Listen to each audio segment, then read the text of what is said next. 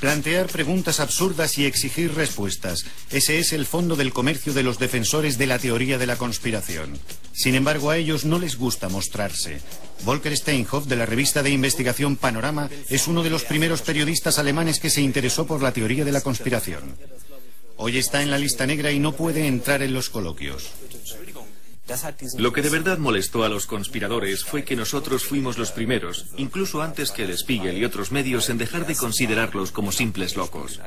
Decidimos emprender una contrainvestigación y aportarles sistemáticamente pruebas. Ustedes hablan de terroristas supervivientes. Es falso, aquí tienen la foto y así sucesivamente. ¿No ha solicitado su credencial a tiempo? Sí, hace 2 semanas. No, que yo sepa. Sí, incluso la solicité antes que las otras teles.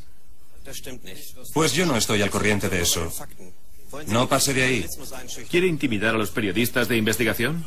Esa pregunta hay que hacérosla a vosotros.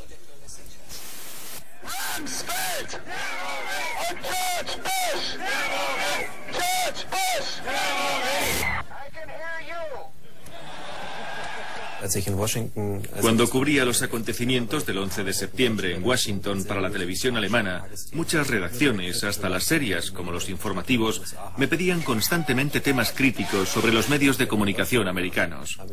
A mi regreso a Alemania, muchas personas me dieron una palmada en la espalda diciéndome: Super Volker, qué valiente has sido. Pero yo creo que fui de todo menos valiente. Ser crítico con los defensores de la conspiración exige 10 veces más valor que criticar la política de George W. Bush.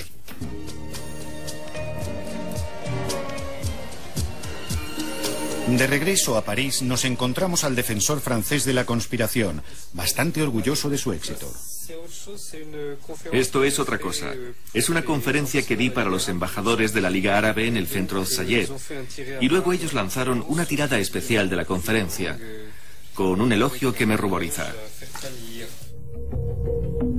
El centro Sayed, el centro de investigación de la Liga Árabe, financió la versión árabe de La Gran Impostura. Asimismo, invitó a numerosos conferenciantes occidentales de extrema derecha: Hans Kogler, profesor de filosofía; Michael Collins, periodista; Elga Larouche y, como no, Thierry Meyssan. Muchos jefes de Estado y de gobierno de esta zona deseaban conversar conmigo. Me recibieron como a un intelectual francés que proponía una respuesta a los Estados Unidos. Todo ello conduce a una especie de diplomacia paralela. Es evidente que ha permitido a varios estados acercar sus puntos de vista y mantener el mismo discurso. El centro tuvo que cerrar como consecuencia de la presión americana, pero Meyssan ya se había lanzado en el mundo árabe. Sus teorías le han convertido en una estrella. Es evidente que el misil no salió del fondo de una gruta de Afganistán. Llevé mis argumentos y convencí a la gente con mis argumentos. Y a partir de ahí, al final es cierto que conseguí un alivio, porque lo que en realidad les estaba diciendo era que no había asesinos en sus familias. Según un sondeo efectuado en Siria, Marruecos y Egipto, el 62% de las personas piensan que Al-Qaeda no está implicada en los atentados. Para Thierry Meyssan, todo esto significa 250.000 ejemplares vendidos en el mundo árabe. Y en Egipto está por todas partes.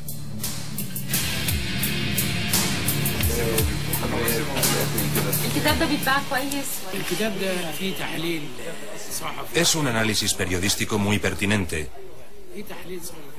Era el primer libro que salía al mercado sobre el 11 de septiembre. Todo el mundo quería tenerlo.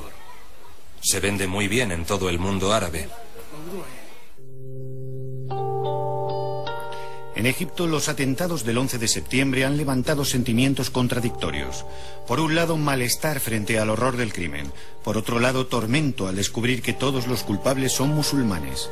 Fahmy Uweidi, editor estrella del periódico Al-Akhbar, ha sucumbido, como muchos de sus colegas, a la teoría del complot en las columnas de su periódico.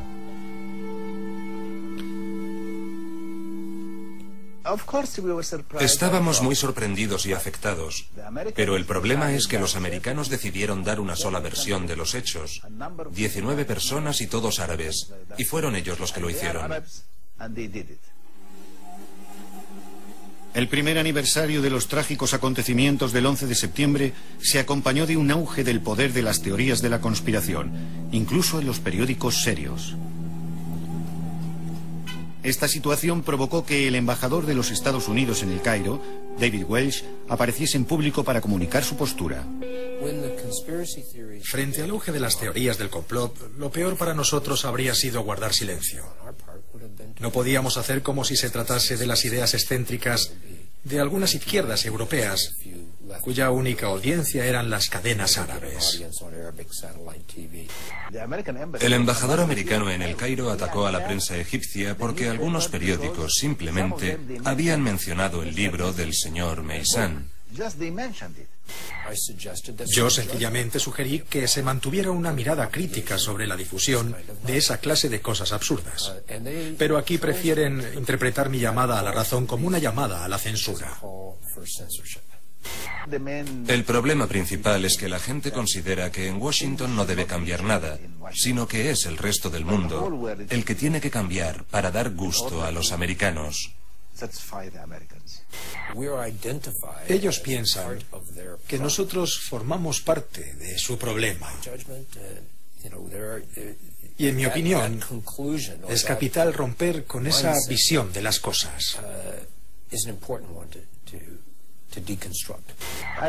Debo confesar que la prensa egipcia critica la política americana y a veces incluso al presidente americano.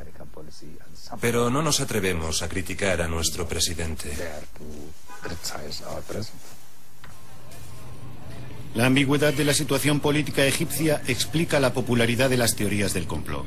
Por una parte está el gobierno proamericano, que recibe importantes subvenciones. Por otra, una población hostil a los Estados Unidos, pero consciente de su dependencia. El poder cierra los ojos ante las corrientes antiamericanas que permiten evacuar el sentimiento de frustración. Esto es lo que hacía bailar a la juventud egipcia en el Nilo en otoño de 2001.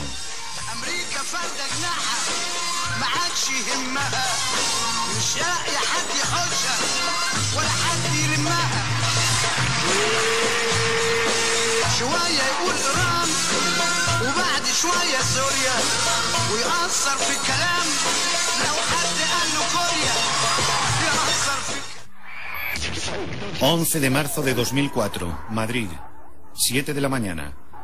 4 trenes explotan en las vías de la estación madrileña. El balance asciende a 200 muertos y 1.500 heridos. ¿Se trata de otro complot del Mossad o es de la CIA?